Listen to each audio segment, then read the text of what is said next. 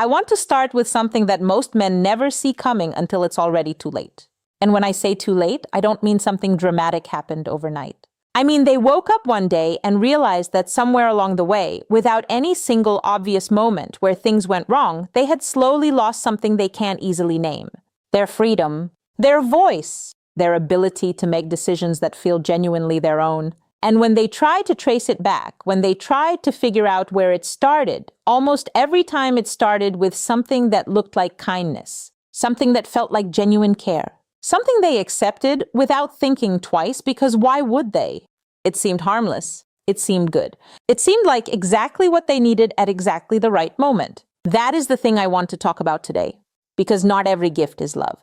And not every generous gesture is what it appears to be on the surface. Some things that come to you wrapped in kindness, wrapped in support, wrapped in the appearance of someone who genuinely cares about your well-being, come with something attached underneath that you cannot see at first. Something that only reveals itself later, once you've already accepted it, once you've already adjusted to it, once you've already allowed it to become part of how you live and decide and move through your daily life.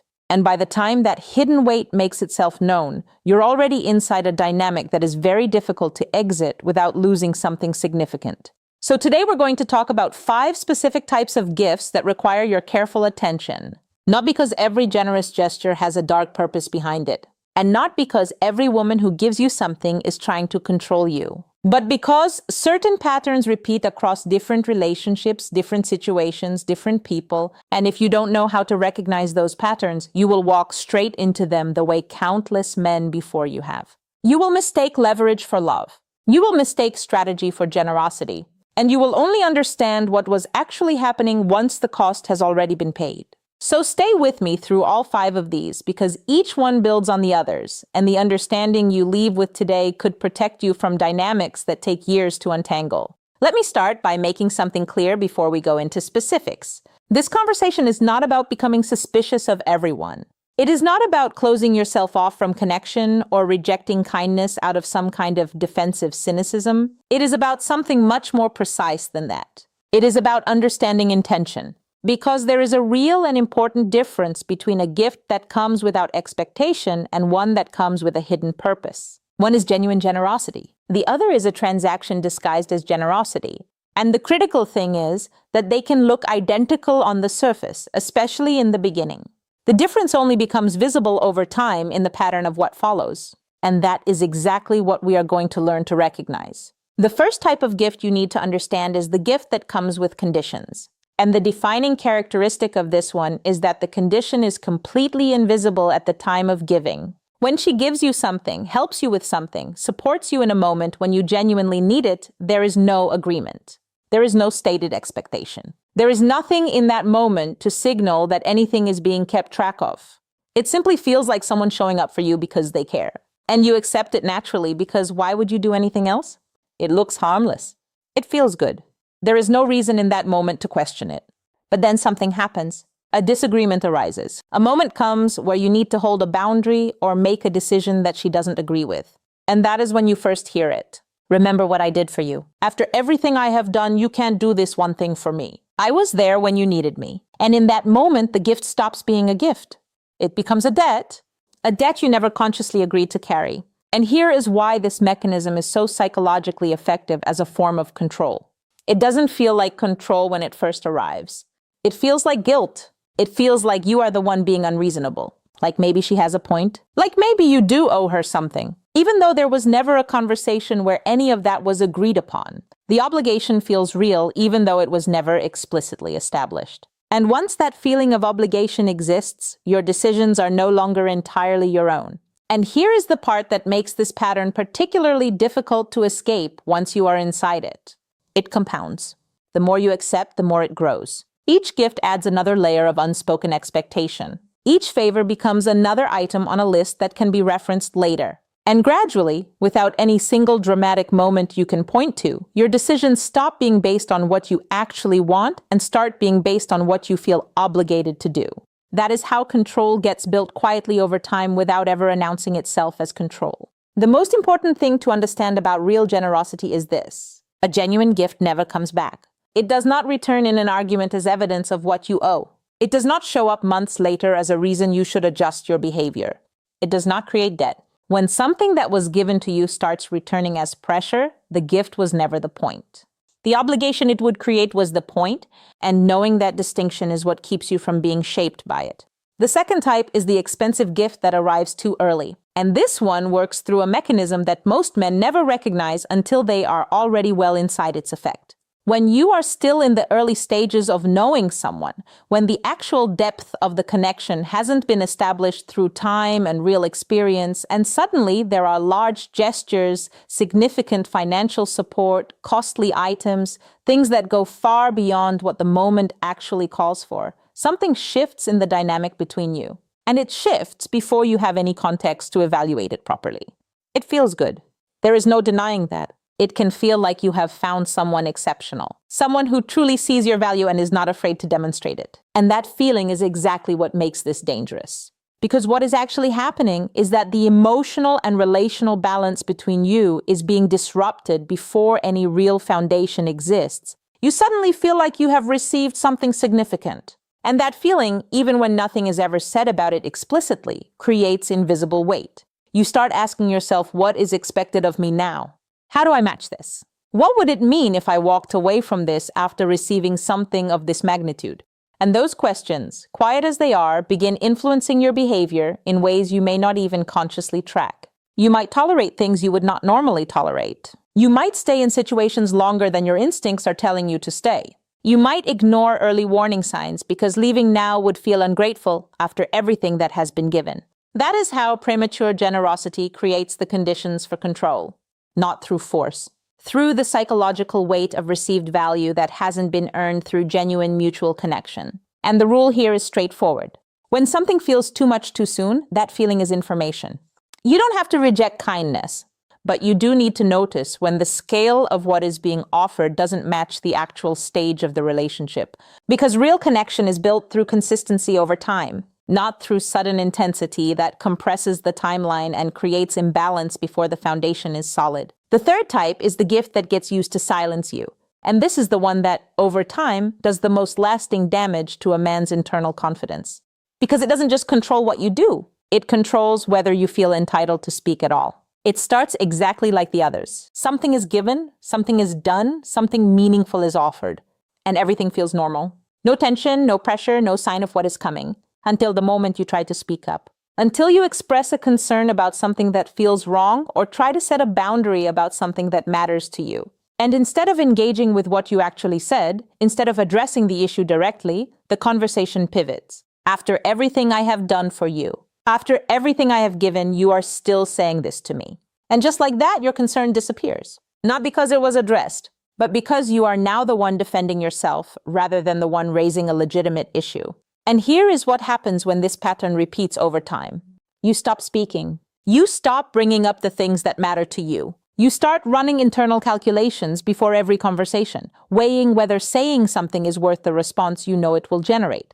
And that calculation, that self-censorship that happens before your own voice, is where your confidence quietly dies. Because a man who cannot speak honestly in his own relationship is not in a partnership. He is in a management exercise. He is spending energy every day managing someone else's reaction to his own truth. And no gift, regardless of its size or apparent sincerity, should cost that price. The moment what has been given to you is being used to make you feel wrong for speaking, it stopped being a gift the moment it was given.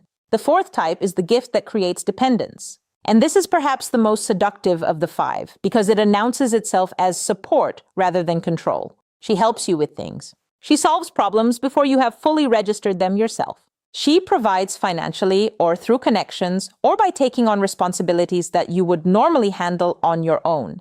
And in the beginning, it genuinely feels like having someone in your corner. It feels like the kind of real partnership that makes life easier in the way that good relationships are supposed to. The problem doesn't announce itself until later. It announces itself through what starts to fade in you.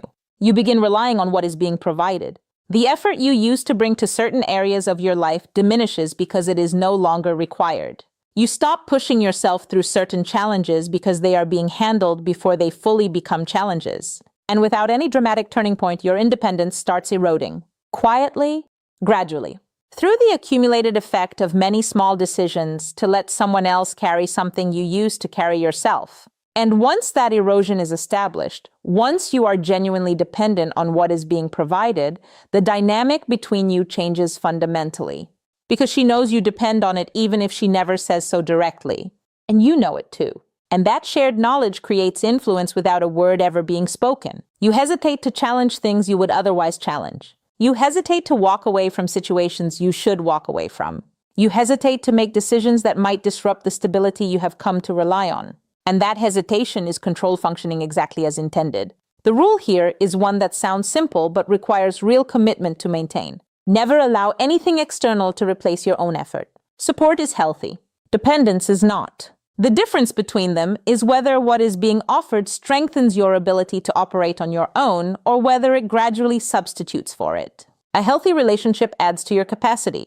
It does not quietly take the place of it. The fifth type is the most invisible of all because it does not feel like a problem at any stage. It does not come with pressure. It does not come with reminders. It does not trigger any of the obvious signals that something is wrong. In fact, it feels comfortable.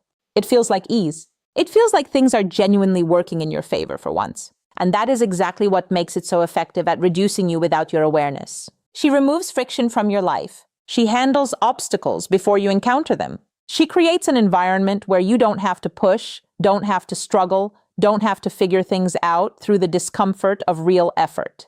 And initially that feels like care. It feels like being valued. But growth does not come from comfort. Growth comes from pressure. It comes from being required to solve your own problems, face your own challenges, develop your own capabilities through the actual experience of difficulty. When those things are removed from your life, even with the best and most genuinely caring intentions, the process that builds a man stops. His edge dulls.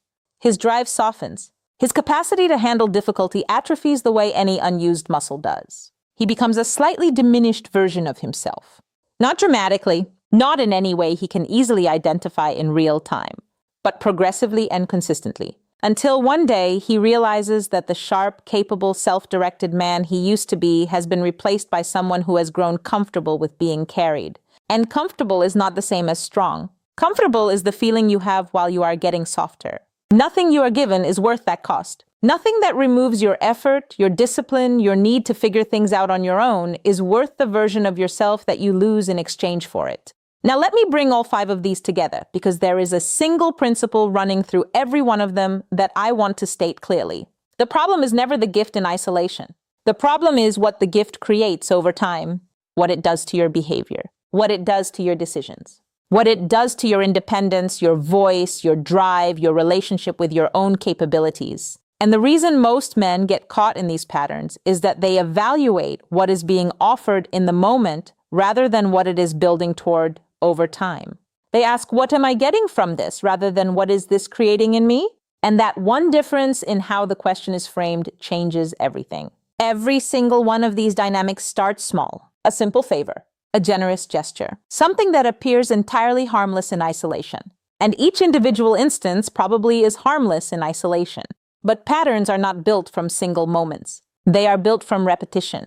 And what repeats reveals direction. And direction tells you where things are going, even when where they are right now looks completely fine. By the time the pattern is obvious, by the time you can see clearly what has been built, you are already well inside it. You have already adapted to it, and breaking free from it requires considerably more than simply deciding to do so. This is why awareness has to come early, not after things have become undeniable, from the beginning. So the practical question is, how do you protect yourself without closing yourself off from genuine connection? And the answer has a few specific parts. The first is to observe before you accept. Not everything requires an immediate response. When something is offered, take a moment. Look at the timing. Look at the pattern. Ask yourself not just what is being given, but what accepting it will create. That pause alone, that brief moment of genuine reflection before you receive something, puts you in a position of clarity rather than reaction. The second is to maintain your independence regardless of what you receive. Your goals, your responsibilities, your effort, your direction, these things remain yours. Nothing external should substitute for them. The moment something starts replacing your own effort rather than supplementing it, you need to recognize that shift and correct it. The third is to pay attention to your own emotional state after accepting something. If you feel free, genuinely unchanged, still fully yourself, that is a good sign. If you feel a subtle pressure, a quiet obligation, a hesitation about decisions you would otherwise make without thinking twice, those feelings are not random. They are signals.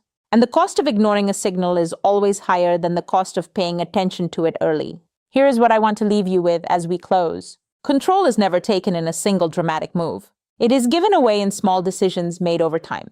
One acceptance leads to another. One compromise leads to another. And before you fully register what is happening, your choices are no longer entirely yours.